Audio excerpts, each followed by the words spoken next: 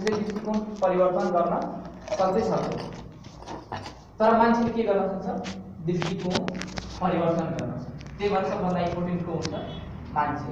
र दुनियाका अधिकांश संसारमा जानुस् र त्यसलाई सोध्नुस् कि तपाईँ एउटा राम्रो व्यापारी हुनुहुन्छ, तपाईँले कसरी व्यापार गर्नुहुन्छ, के गरेर तपाईँ व्यापारी बन्न चाहनुहुन्छ, तपाईँले एउटा मैले जादुको छडी दिए यसरी घुमाउनुहोस् र परिवर्तन चाहनुभयो भने के त्यस्तो कुरा परिवर्तन गर्न चाहनुहुन्छ जुन तपाईँलाई सक्सेस बनाउँछ भन्दाखेरि सबै अधिकांश हाकिमले के भन्छन्? म मेरो कर्मचारीको दृष्टिकोण परिवर्तन गर्न चाहन्छु, यिनीहरूको सोच परिवर्तन गर्न चाहन्छु कि सकारात्मक सोच यिनीहरूको लाग्न चाहन्छु। यिनीहरूले त्यो सोच्यो भने नि मैले थुप्रै पैसा कमाउँछु अरू मलाई केही गर्नु पर्दैन। उत्पादकत्व प्रोडक्टिभिटी जुन भन्छ नि त्यो कहाँबाट बढ्छ? सोचबाट बढ्छ कि। सो तपाईँ हामी के गरौँ? आफूलाई सोच्नुहोस्, आफूलाई कस्तो बनाउने सोच्नुहोस् है। हामीलाई टाइमै छैन, हामी दुनियाँ दिवाना गरिरहेको छ। तर म कहाँ बन्ने? म माइकल ज्याक्सन किन बन्न सकिनँ? म अलेक्जेन्डर किन बन्न सकिनँ? हैन, नरेन्द्र मोदी 14 वर्ष 16 वर्षको उमेरसम्म उसले चिया बेचेको हो, सडक छाप बालक हो, तर अहिले हेर्नुहोस् काम पुगिसक्यो। इन्डिया जस्तो राष्ट्रको प्राइम मिनिस्टर बन्नु भनेको सानोतिनो कुरा होइन के। हामीलाई यहाँ नेपालको यहाँ वडा अध्यक्षमा जितेर देखा भन्दाखेरि मान्छेले राजनीति मेरो बसको आएन। त्यो चिया बेच्ने मान्छे प्रधानमन्त्री बन्थ्यो कि कसरी भयो? बाबुराम भट्टराईको नेपालमा हेर्नुहोस्, त्यो कटुला र त्यो यस्तो स्कुलमा पढायो हो, त्यहाँनिर तपाईँ हामीलाई हाल्यो भने फेल मात्रै हुन्छ, अरू केही हुँदैन। न मास्टर छ न केही छ, न त्यहाँ सेवा सुविधा छ। उसले ती स्कुलमा पढेर नेपाल टप गर्यो। त्यो स्कुलमा पढेर उसले कहाँबाट त्यस्तो प्रेरणा पायो? आफूबाट पायो के। म गर्छु भन्ने कुरा छ कि जसले सोच्छ नि म गर्छु त्यसलाई कसैले रोक्न सक्दैन। नेपालीमा खान्छ नि खाने मुखलाई जुगाले छेक्दैन भनेर। खाने मन छ भने के, खाने मन छैन भने तैँले रसभरी पनि ल्याएर दियो भने नि यो अमिलो छ चितो छैन मिठै भएन, त्यो तपाईँको एटिट्युड हो कि। जसले खान पनि सिकायो त्यो एटिट्युड हो तपाईँलाई मिठो कुरा पनि खान मन नलाग्ने पारा है। तपाईँले कुनै कुरा इम्पोर्टेन्ट पाउनुहुन्छ भने नोट गर्नुहोस् है, डायरीहरूमा कागजहरूमा नोट पनि गरेर राख्नु। त्यो कोही बिना इम्पोर्टेन्ट हुन्छ। म बस्दै गर्दा मसँग त्यहाँ पनि डायरी छ, मैले त्यहाँ मैले नोट गर्छु। र दुईवटा पोइन्ट भनेर म इन्भाइरोमेन्टतिर जान्छु। एउटा ब्लेज पास्कल फ्रान्सको ठुलो दार्शनिक हो है। उसलाई एकजना मान्छेले गएर के भनेछ भने पास्कलजी उसको यस्तै स्पिचहरू कहीँनिर भइआउँछ भाषणहरू होइन प्रोग्रामहरू, त्यहाँबाट गएर उसले सुनेछ, फ्री सेमिनारमा गएर सोधेछ त्यो मान्छे, पास्कलजी तपाईँ जस्तो मेरो दिमाग भयो भने म त एकदम सफल मान्छे हुन्थेँ कि, एकदम असल मान्छे हुन्थेँ कि, म त धोमा चाहिँ दिन्थेँ, तपाईँ त खतरा मान्छे नि। अनि पास्कलले पनि भने हेर्नुहोस् महाशय, तपाईँ एकदम राम्रो मान्छे बन्नुहोस् न, सफल मान्छे बन्नुहोस् न, अनि हेर्नुहोस् मभन्दा खतरा दिमाग हुन्छ है तपाईँको। तर तपाईँले के गर्नु पर्यो? असल बन्नु पर्यो, राम्रो बन्नु पर्यो, सफल हुनेतिर सोच्नु पर्यो कि। अनि मभन्दा पनि खतरा दिमाग हुन्छ। मान्छेले के चाहन्छ भने आफूभित्र भएको क्वालिटीसँग ऊ सेटिस्फाई छैन कि, जहिले पनि अरूको हेर्छ कि ए फलाना मान्छे यस्तो राम्रो गाउन सक्छ, म त गाउनै सक्दिनँ, डिमोटिभेटेड भयो, फ्रस्ट्रेट भयो हैन। फलानालाई हेऱ्यो ओ यो कस्तो राम्रो गायक, यसले यस्तो म गाउनै सक्दिनँ, ओ फलाना कस्तो ट्यालेन्टेड मान्छे हैन, अनि म चाहिँ खत्तम। यस्तै मान्छेले इभ्यालुएसन गर्छ कि उसँग त कति पैसा छ, बिजनेस खोल्यो, मसँग केही छैन, मेरो जिन्दगी खराब छ हैन। उसले त्यहाँ स्कुलमा पढ्न पायो, म त फोकटिया स्कुलमा पढेको, मेरो बाबा पनि गरिब छन्। दुनियाँमा जतिसुकै सफल मान्छेहरू छन् 95% सक्सेसफुल मान्छेको इतिहास पल्टाएर हेर्नुहोस् त्यो गरिब फ्यामिलीबाट छ। नरेन्द्र मोदी हेर्नुहोस्, महात्मा गान्धी हेर्नुहोस् हैन, तपाईँ कसको नाम लिनुहुन्छ लिनुहोस् न। गिरिजाप्रसाद कोइराला हेर्नुहोस्, सफल प्रधानमन्त्री भएको, अलिकति नाक भएको हैन, त्यही अहिलेसम्म भएको हो हैन। अझ हेर्नुहोस् तपाईँ इतिहास पल्टाएर हेर्नुहोस् कि नेल्सन मण्डेला हेर्नुहोस्, अब्राहम लिङ्कन हेर्नुहोस्। अब्राहम लिङ्कन त झन् एक्चुअली पागलसम्म हुन पुगेको छ त्यो मान्छे है, तर पनि सक्सेस भयो है।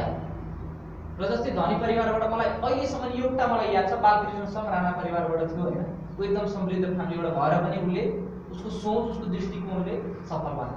न त धनी मान्छेलाई कहिले कमी नै हुँदैन, उसलाई सोच्नै पर्दैन के कहिले, ऊ सोच्दै सोच्दैन ऊ धनी नै हुँदैन कहिले, ऊ कहिले सक्सेसतिर जाँदैन।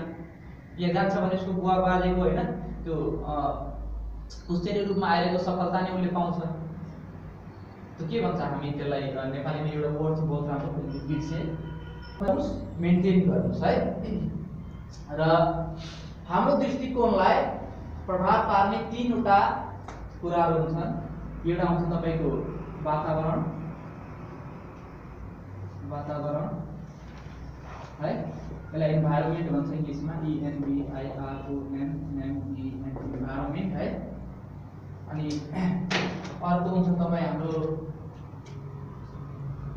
एजुकेसन एक्सपिरियन्स, यसलाई अनुभव भनौँ, अनुभव एक्सपिरियन्स। अनि अर्को भनेको एजुकेसन शिक्षा है, शिक्षा एजुकेसन।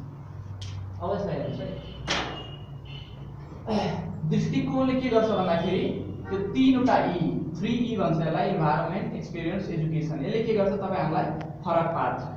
एउटा यो दृष्टिकोणले कसरी पार्छ भन्ने कुरा म भन्छु। एउटा कार्गेल नामको एउटा स्तम्भ छ है, त्यसको वेट लगभग 192 मिटर हाइटमा छ, जस्तै हाम्रो सुन्दरन थियो नि जरा है, त्यो त्यति हाइटको थियो है। र वेट त्यसको एक टनमा 1000 किलो हुन्छ है।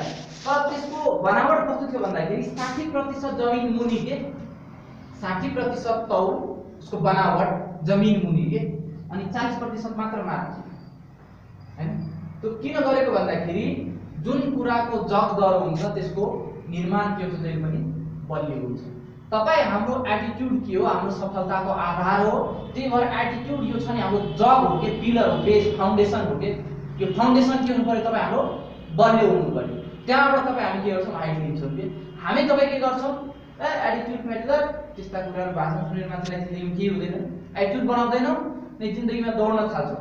तपाईको घर माटो मुनि छैन, हावाले उडाइहाल्छ नि, तपाई टिप्न सक्नुहुन्छ। हावामा हामीले घर बनाउन सक्छौं, जमिनमा बनाउनु पर्यो। जमिनमा पनि ल यहीबाट सुरु गरे भइहाल्यो नि घर हैन, बन्छ नि घर हैन। माटो मुनि किन खुल्नु पर्यो, खनेर हामी हाल्छौं नि त्यहाँ इटा बालुवा पिलर रड कति धेरै हाल्छौं नि हैन। घर बनाउन सबभन्दा बढी तलै खर्च हुन्छ थाहा छ। एक तले घर बनाउनु छैन 15 लाख खर्च छ भने 8-9 लाख त तलै लागिहाल्छ। त्यहाँबाट माथि हैन 4 लाख 7 लाख छ नि, वालमा त केही लाग्दैन त्यस कम्पेरिजन।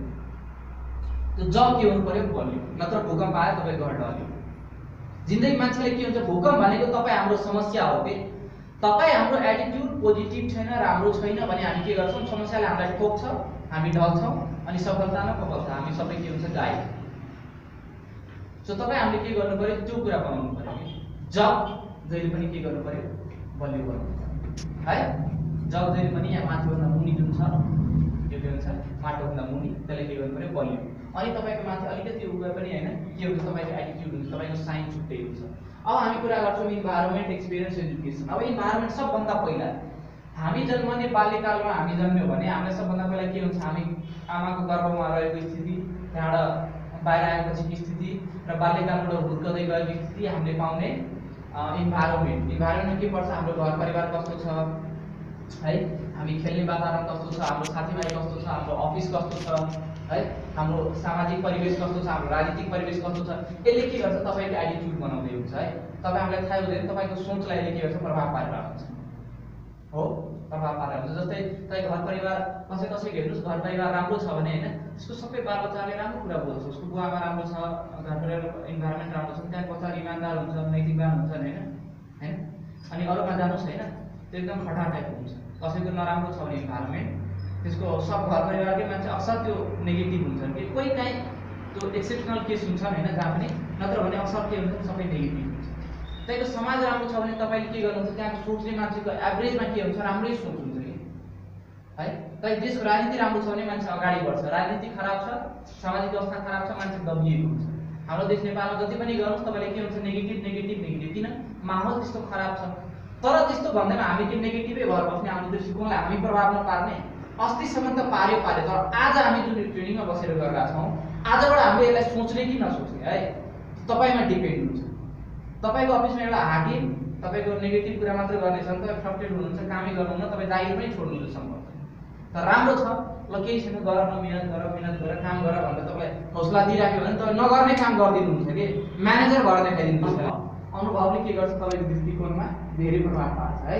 अर्को कुरा तपाईको शिक्षा पनि दुई थरीको हुन्छ, एउटा फर्मल, अर्को इन्फर्मल। फर्मल शिक्षामा कस्तो हुन्छ भन्दाखेरि जुन हामी स्कुल कलेजमा गएर लिन्छौँ, यो फर्मल ट्रेनिङ भयो होइन। अनि फर्मल त्यो स्कुलमा गएर हामी पढ्छौँ, कलेजमा गएर हामी पढ्छौँ। इन्फर्मल भनेको हामीले गाउँ समाजमा देखेर सुनेर काहीँ कुनै घटना भयो त्यहाँबाट सिकेर हामीले गर्ने त्यसलाई के भन्छ, इन्फर्मल।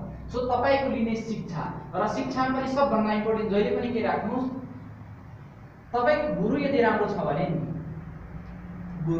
गुरुलाई हामी आमा बुवा भगवान भन्दा पनि माथिल्लो दर्जा हुन्छ है गुरुलाई, त्यति कुरा याद राख्नु। गुरु भनेको भगवान भन्दा पनि माथिल्लो दर्जा हुन्छ। भगवान पनि गुरु कहाँ गएर शिक्षा लिएको देखेको छ नि हामीले होइन, रामायणहरू महाभारतहरू देखाइएको छ। त्यसको कारण छ, गुरु भनेको भगवान भन्दा पनि एक स्टेप माथि हुन्छ। गुरुलाई भगवान भन्दा पनि माथि मान्नुपर्छ, किन गुरुले पढाएको कुरा त्यो हाम्रो दृष्टिकोणमा प्रत्यक्ष प्रभाव पार्छ र त्यो यति अनन्तसम्म हाम्रो गहिरा यति गहिरासम्म त्यसले असर पार्छ कि हामीले महसुसै गर्न सक्दैनौँ। जहिले तपाईँ सक्सेस हुनुहुन्छ या फेलियर हुनुहुन्छ नि त्यतिखेर तपाईँ मूल्याङ्कन गर्नुहोस् अनि तपाईँले याद आउँछ कि मलाई सरले यो सिकाउनु भएको थियो, मलाई सरले यो सिकाउनु भएको थियो, मलाई सरले यस्तो गलत सिकाइदिनु भयो, त्यही भएर म गलत बाटोमा लागेँ। जब ठोकिन्छ नि मान्छेलाई सफलतामा या असफलतामा, अनि मान्छेलाई के हुन्छ थाहा हुन्छ, ओहो मलाई त्यस्तो कुरा। सो जिन्दगीमा सबभन्दा इम्पोर्टेन्ट को हुन्छ भन्दाखेरि तपाईँको गुरु प्रत्यक्ष शिक्षा दिन्छ नि त्यसले तपाईँलाई। सो तपाईँ जहिले पनि जहाँ पढ्नुहोस् तपाईँको टिचर राम्रो छ भने तपाईँले धेरै कुरा चिन्ती ल्याउनु सक्नुहुन्छ है। टिचर राम्रो छैन भने ल्याउन सक्नुहुन्न। मैले जीवनमा पढेको सबै टिचर मसँग लिस्ट नै छ, मलाई मन परेको टिचरको मैले लिस्ट बनाएको सानैदेखि मेरो त्यो बानी होइन। जुन टिचर मन परेको सब कुरा सुन्ने कि उसले होइन, ऊ हाँसिरहेछ भने पनि म हेर्थेँ कसरी हाँसिरहेछ। राम्रो मान्छेको हामीले राम्रो बानी सिक्नु पऱ्यो नि, खराब मान्छेको हामीले किन बानी सिक्नु। सिक्दै सिक्दै सिक्दै जाँदै मसँग टिचरहरू छ, म अहिले नाम भन्नु पऱ्यो भने म सर्व भगिदिनु सक्छु। मेरो मोडल स्कुलमा पढेको गुरुको नाम